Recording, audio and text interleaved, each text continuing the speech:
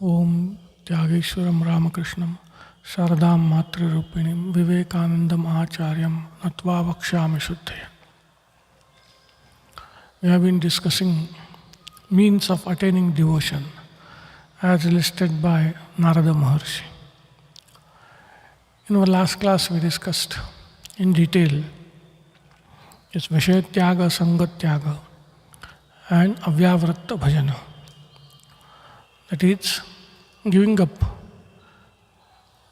the distracting objects. It could be beings, it could be things, it could be situations, whatever distracts us. Giving it up, tyaga, vishayatyaga, that is called vishayatyaga. Sangatyaga is when our mind harps on those objects, cogitates, thinks of those objects, even when those objects are not present. That is Sangha. So Sangatyaga also has to be done. We discussed that practically this Vishayatyaga, complete Vishayatyaga is not possible. So we have to live in the world. We have to interact with people. There will be all kinds of people, all kinds of situations, all kinds of objects around us, which will have the power to distract us. So in that sense, we have to live in the midst of Vishayats. We cannot run away, we cannot shun, completely avoid being in contact with Vishayats. To say that you give up Vishayats completely, spirituality will be, so to say, a majority of humanity will be barred from spirituality. So giving up Vishayats completely is not a solution, nor does it seem to be the intent of the scriptures, because see, Bhagavad Gita itself was preached on the battlefield. So scriptures also do not seem to indicate that if you want to be spiritual, you have to shun all Vishayas and go away. So we have to live in the midst of Vishayas and find a way and means to not to be affected by the Vishayas, by the distracting objects. That is one thing. Now we have to understand, it doesn't mean that we can be spiritual while pursuing madly the sense enjoyments or objects. These are two things. To live in the midst of objects is one thing, but to pursue indiscriminately sense enjoyments, sense objects is entirely different. Scriptures are not saying that you can continue to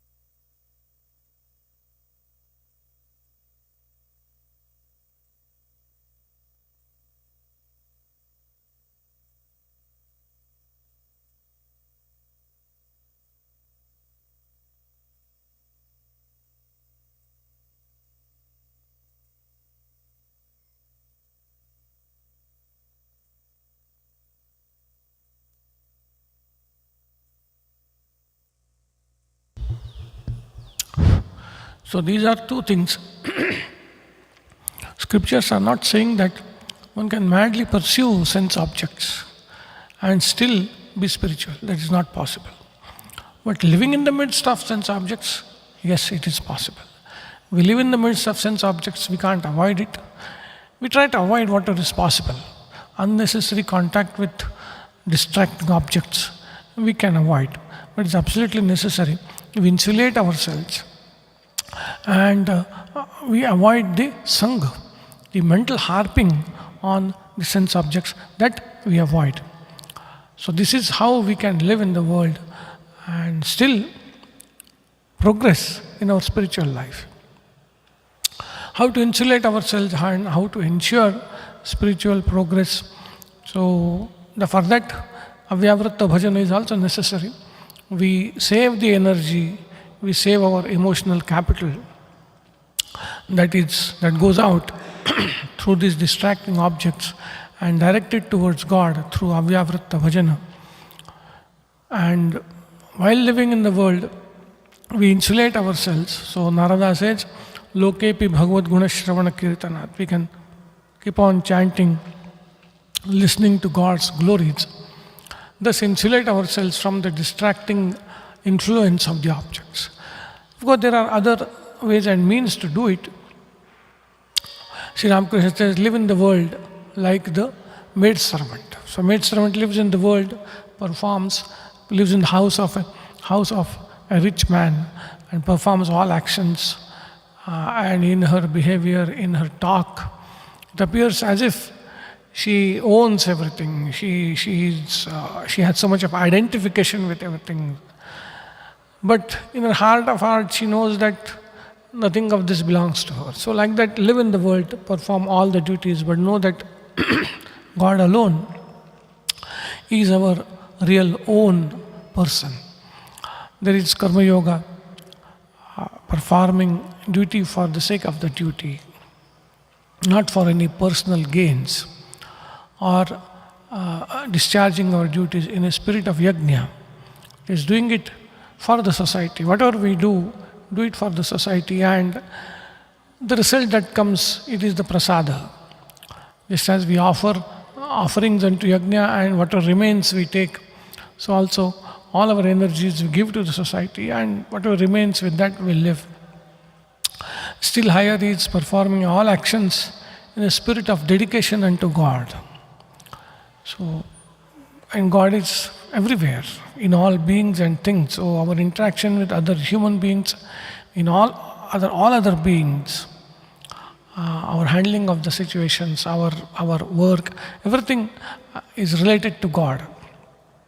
So various ways and means to protect ourselves from the distracting influence of the Vishayas, avoiding the Sangha, and also keeping the communion with God intact, Avyavritta, unbroken communion with God. So for that, various means are there. So this was what Narada had prescribed as means of attaining bhakti. But in all this, there was one thing which we spoke last time and which is important. We should be clear as to why we want to realize God. See, all this Vishaya Tyaga, Sangha Tyaga, and all these means are for genuine spiritual seekers. They want God. They want to realize God. They want to be free from this cycle of birth and death. So, various reasons we will have. But this is not for people who want a religion as a means to get something material or to get rid of some miseries. No, it is not for them. This is for sincere spiritual seekers who want God. And every one of us, we should investigate, we should find out what is our reason for seeking God. Why do I want God? Why do I want to realize God? Everyone will have one's own reasons. We should be clear about those, and because that becomes the, so to say, our source of inspiration to exert ourselves. That becomes a source of inspiration to protect ourselves. So that we should be clear. For that, we need to introspect. And all our activities, all our actions have to be measured with reference to that goal, to that reason as to why we want to realize God. So this internal awareness, this again and again inspecting ourselves, it's very necessary. Anyway, having told all this, Narada now takes up another means, like he presents another means of strengthening this devotion, of growing in spiritual life. One means was this: Vishetyaga, Sangatyaga, Vyavritta Bhajana. Reduce your exposure to distracting objects. Develop spirit of detachment and don't be affected by the distracting influence. Avoid cogitating and harping on sense objects, and continuously think of God, continuously be in communion with God. So having said all this, he says, Mukhyatastu muhat kripaya eva bhagavad kripa leshatva. Says all this is all right. Vishetyaga, Sangatyaga, Vyavritta Bhajana, Bhagavad Guna Shravana Kirtana, all that is all right too. Tu means but. But Mukhyataha, mainly, chiefly, you will grow spiritually. Your devotion will strengthen. Mahat Kripaya eva. Only by the grace of Mahatmas, grace of spiritual persons, grace of bhaktas, parabhaktas, parajnanis, like that. Grace of Mahatmas, Mahat Kripa. Bhagavad Kripa leshat va.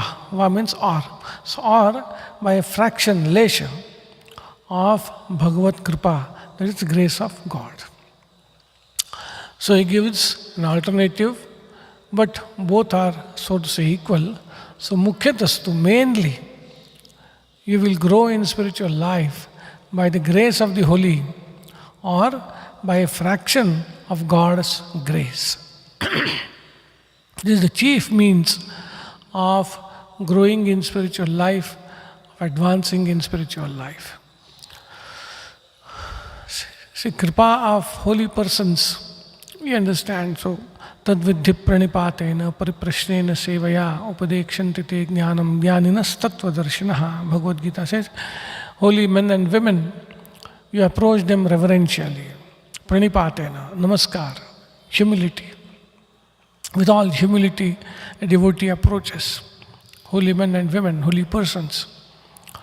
Seva, mere humility is not enough. He or she serves the holy person and then asks intelligent, humble questions.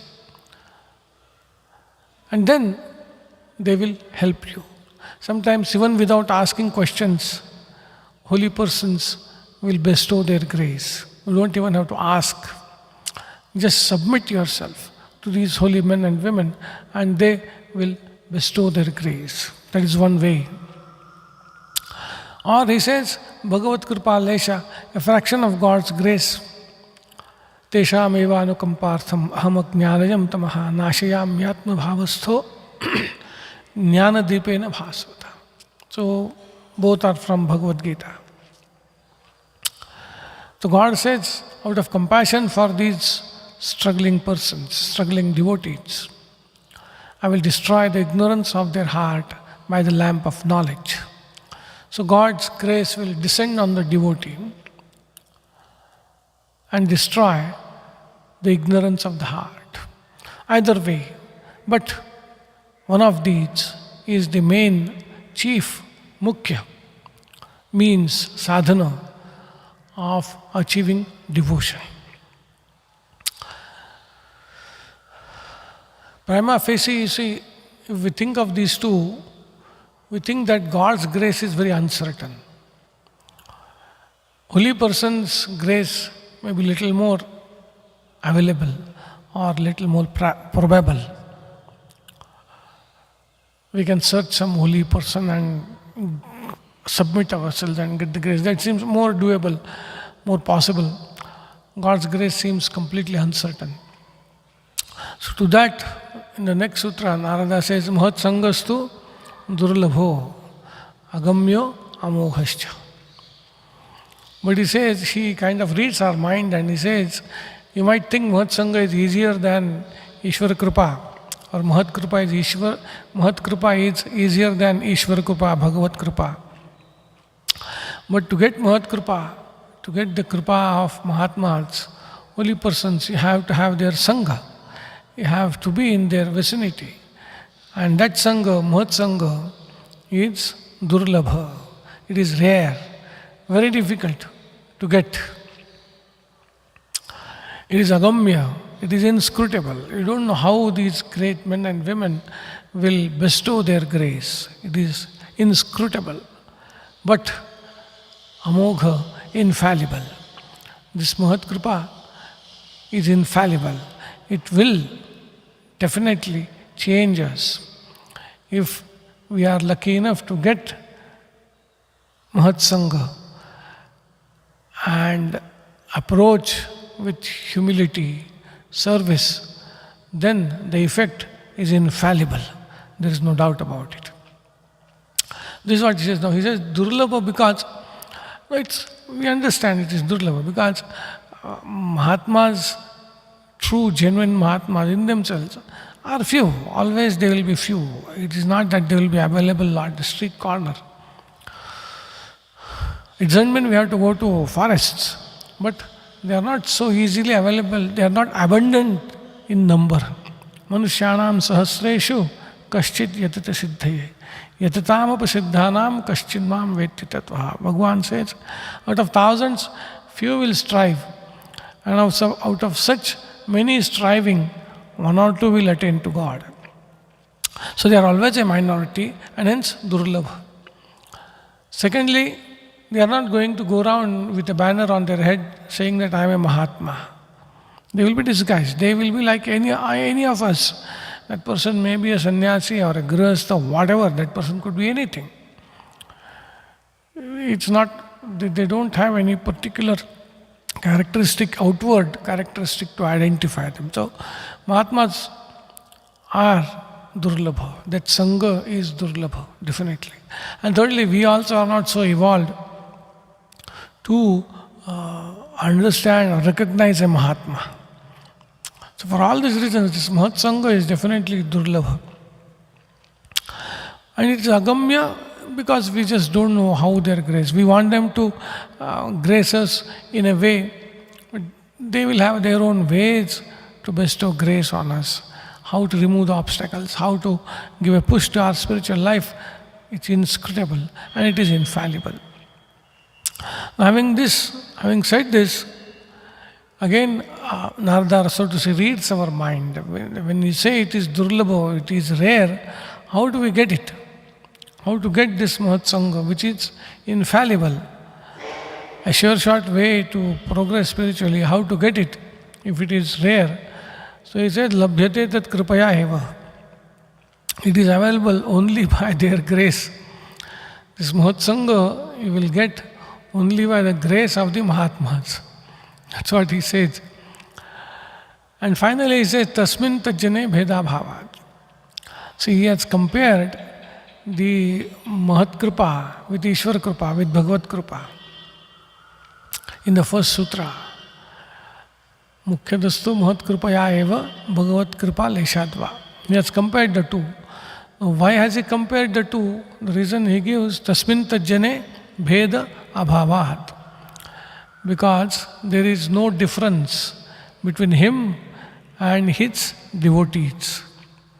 That is, these Mahatmas, holy persons and God, there is absence of difference. Bheda abhava, that is, they are non-different, that is, they are one.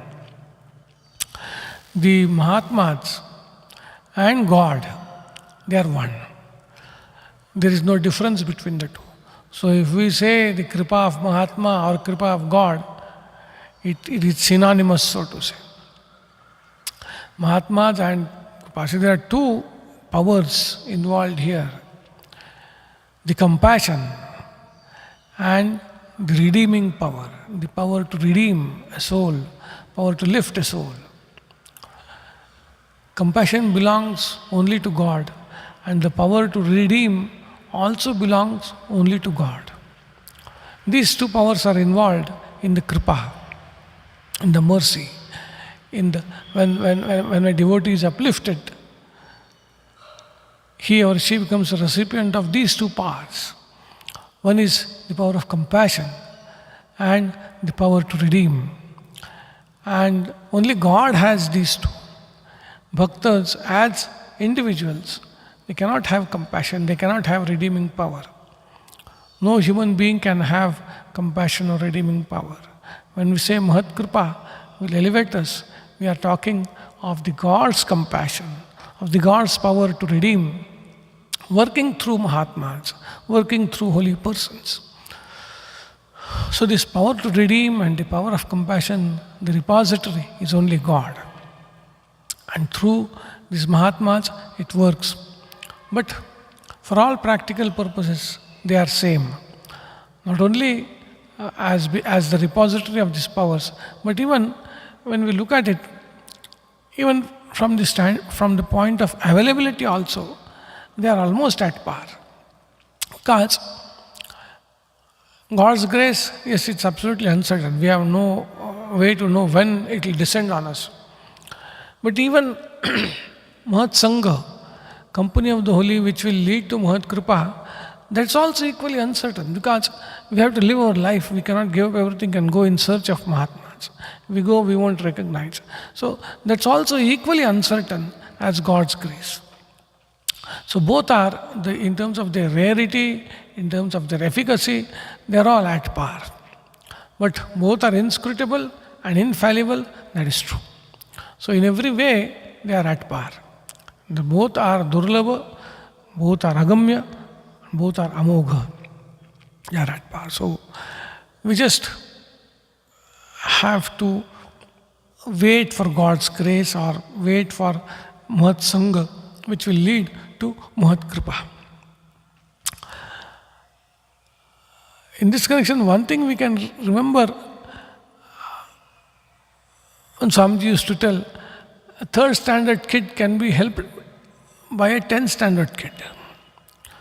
So we may not get a parabhakta, but definitely there are people around us who are sincere seekers. We should have that attitude to learn things from others. So when we interact with people, every person has some good qualities. That's also satsanga, you see.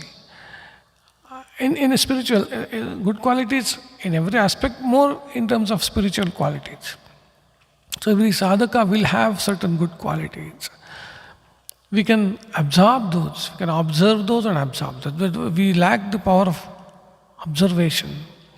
We are so bothered about ourselves, we don't look around. So, but there are a lot of people around who have wonderful spiritual qualities, and we should observe them and then absorb them. That's also a kind of satsanga, and we are being benefited by others. So, and of course, the Bhagavad Kripa or the Mahat Sangha will happen by grace of God. As Narada says, Labhyate tat kripaya eva. That will come by their grace alone. All right. Om Shanti Shanti Shanti. Hari Om Tat Sat Sri Ramakrishna Arpanamastu.